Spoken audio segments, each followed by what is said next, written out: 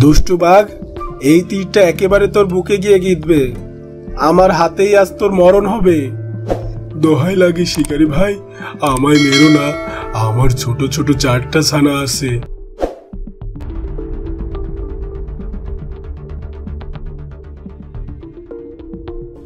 বাহ, হরিণটা তো বেশ স্বাস্থ্যবান মনে হচ্ছে। আজকে খুব ভালো ভোজন হবে। যাই, ছানাদেরকে গিয়ে ডেকে নিয়ে আসি। এই বলে বাঘটি মৃত হরিণকে সেখানে রেখেই ছানাদেরকে নিয়ে আসতে যায়। এইদিকে হরিণটির 2টো ছানা সারাদিন ধরে মায়ের জন্য বাড়িতে অপেক্ষা করতে করতে শেষমেশ মাকে খাবার নিয়ে ফিরে না আসতে দেখে দুজনেই মায়ের খোঁজে বেরিয়ে পড়ল। কিছু দূর গিয়েই তারা দেখতে পায় ঝোপের কাছে একটা হরিণ মরে পড়ে আছে। এই দেখে হরিণ ছানা দুটি মৃত হরিণের কাছে যায় আর গিয়ে দেখে মৃত হরিণটি তাদের মা। এই দেখে হরিণ ছানা দুটো কান্নায় ভেঙে পড়ে। আমাদের যে ভীষণ ক্ষুধা পেয়েছে, মা বাড়ি চলো, আমরা আর কোনোদিন তোমার অবাধ্য হব না। মা ওঠো না, কোনোদিন আর আমরা ঝগড়া করব না। এইভাবে কাঁদতে কাঁদতে হঠাৎ হরিণ ছানা দুটো বাঘের গর্জন শুনতে পায়। বাঘের গর্জন শুনে হরিণ ছানা দুটো ভয় পেয়ে ঝোপের আড়ালে লুকিয়ে পড়ে। আর ঝোপের আড়ালে লুকিয়ে দেখে একটা বাঘ তার ছানাদের নিয়ে মৃত হরিণটার দিকে এগিয়ে আসছে। হরিণ ছানাটার কাছে এসে বাঘটি তার ছানাদের বলে, বাচ্চারা, এই মোটা তাজা হরিণটাকে আমি তোমাদের জন্য শিকার করেছি, তোমরা আজ পেট ভরে খাওয়া দাওয়া করো। এই বলে বাঘটি তার ছানাদের নিয়ে মা হরিণটাকে খেতে শুরু করলো। আর ঝোপের আড়ালে লুকিয়ে থাকা হরিণ ছানা দুটো আরো জোরে কাঁদতে শুরু করলো।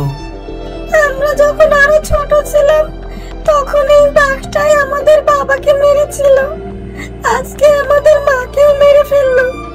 এখন আমরা কি করব, কার কাছে যাব? কাঁদতে কাঁদতে হরিণ ছানা দুটো ঠিক করলো তারা এই জঙ্গলের সবচেয়ে বুদ্ধিমান প্রাণী শিয়ালের কাছে গিয়ে বাঘের নামে নালিশ জানাবে। তাই তারা দুজনে শিয়ালের কাছে যাওয়ার উদ্দেশ্যে রওনা হলো। শিয়াল মামা, আমাদের ন্যায় বিচার পাইয়ে দাও। সে কি রে, তোদের আবার কি হলো? আমাদের বাবাকে যে দুষ্ট বাঘটা মেরে ফেলেছিল, সেই বাঘটা আজকে আমাদের মাকেও মেরে ফেলেছে। ওই দুষ্ট বাঘটার জন্য আমরা 2 ভাই এতিম হয়ে গেছি। তুমি এটার বিচার করো শিয়াল মামা।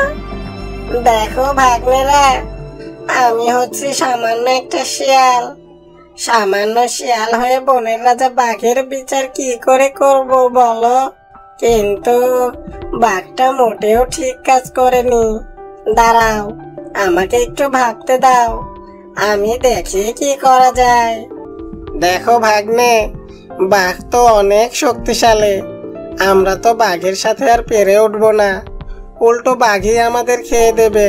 তার চেয়ে বরং আমরা শিকারের সাহায্য নিব। শিকারি? হ্যাঁ, শিকারি, মানে বাঘ শিকারি। আমি কালকেই ওই পাশের গ্রামে যাব। সেখানে এক বাঘ শিকারি আছে, আমি তাকে গিয়ে বলবো তোমাদের ন্যায় বিচার পাইয়ে দিতে।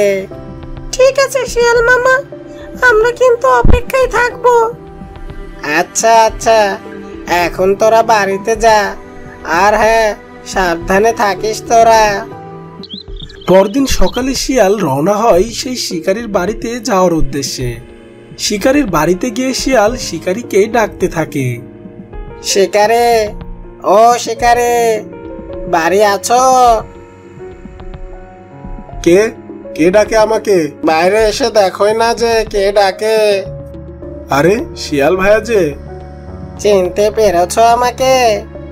তোমায় চিনবো না? একবার আমায় এক বিশাল গর্ত থেকে বাঁচিয়ে তুলেছিলে, তোমাকে কি আমি কোনোদিনও ভুলতে পারি? তা বেশ, কিন্তু আমি যে তোমার কাছে একটা কাজ নিয়ে এসেছিলাম। কি কাজ বলোই না? আমি যদি তোমার কোনো কাজে আসতে পারি তবে সেটা আমারই সৌভাগ্য। শিয়ালটি শিকারীকে বাঘ আর হরিণ ছানার সব ঘটনা খুলে বলে। সব শুনে শিকারী বলে, আচ্ছা তাহলে এই ব্যাপার, ওই দুষ্টু বাঘকে শায়েস্তা করতে হবে, তাই তো?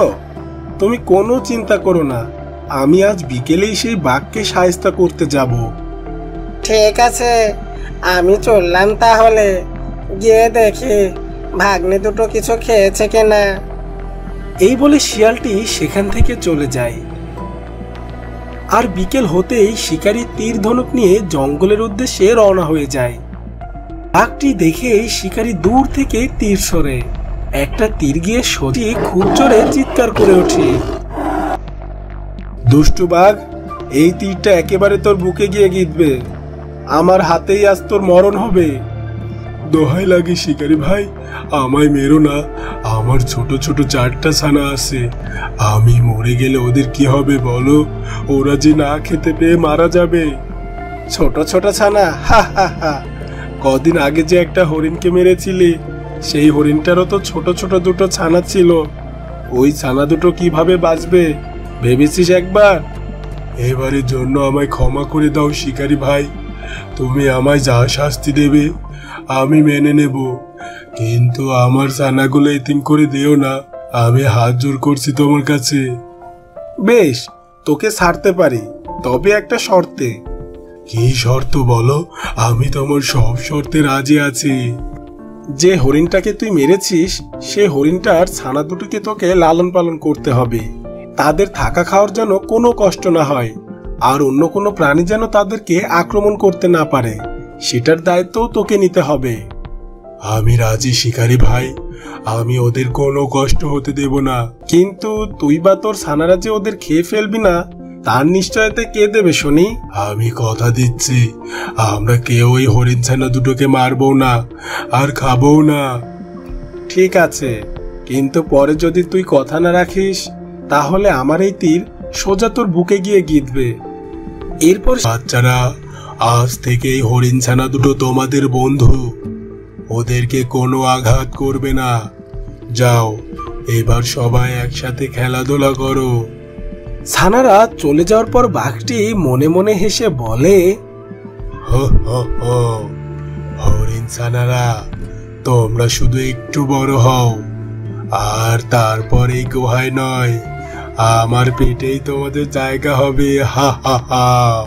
শোনো, সামনের মাসে আমার বড় ছানার বিয়ে দেব, আর সেই বিয়েতে সবাইকে হরিণ ছানা দুটোর মাংস খাওয়ানো হবে। হা হা হা। তোরা সবাই হরিণ ছানা দুটোকে বেশি করে খাওয়াবি, খাইয়ে খাইয়ে মোটা তাজা বানাবি, কিন্তু খবরদার, এই কথা যেন কোনোভাবেই পাঁচকান না হয়। হে কি শিকারী ভাই, তুমি হঠাৎ এলে যে? আসবো না বলছিস? শুনেছি তোর নাকি ছেলের বিয়ে। হ্যাঁ, আর 2 দিন পরে আমার ছানার বিয়ে। আমরা খবর পেয়েছি সেই বিয়েতে নাকি তুই সবাইকে হরিণ ছানা দুটোর মাংস খাওয়াবি বলে ঠিক করেছিস। আজ আমার হাত থেকে তোকে কেউ বাঁচাতে পারবে না। আমাকে মারতে চাইলে মেরে ফেলো শিকারী ভাই, কিন্তু আমার একটা কথা শোনো। তোর কোনো কথাই আমি শুনবো না, বিশ্বাসঘাতক কোথাকার। বাঘ মামাকে মেরো না শিকারী মামা। কে বলছো তোমরা? তোমরা জানো এই বাঘ তোমাদের খেয়ে ফেলতে চেয়েছিল। আমরা না আসলে 2 দিন পরেই তোমরা বাঘের পেটে চলে যেতে। সে কথা আমরা জানি শিয়াল মামা। জানো? তাহলে সে কথা আমাদের আগে জানাওনি কেন? আগে জানলে তখন এই বাঘকে নরকে পাঠিয়ে দিতাম। এ কথা কেন বলছো শিকারী মামা? বাঘ মামারই বা কি দোষ বলো? প্রকৃতির নিয়মে যে বাঘেদের শিকার করে মাংস খেয়ে বেঁচে থাকতে হয়। ওরা তো আর আমাদের মতো ঘাস পাতা খেয়ে বাঁচতে পারে না। আমরা সবাই যদি বাঘেদের পেটে যেতে অস্বীকার করি, তাহলে বাঘেরা বাঁচবে কি খেয়ে বলো? এতে তো বাঘেদের আর কোনো দোষ নেই। হরিণ ছানা দুটোর কথা শুনে শিয়াল, শিকারী ও বাঘ এরা 3 জনই ভীষণ অবাক হয়ে যায়। তখন বাঘটি বলতে থাকে, শিকারী ভাই, আমাকে মাফ করে দিও।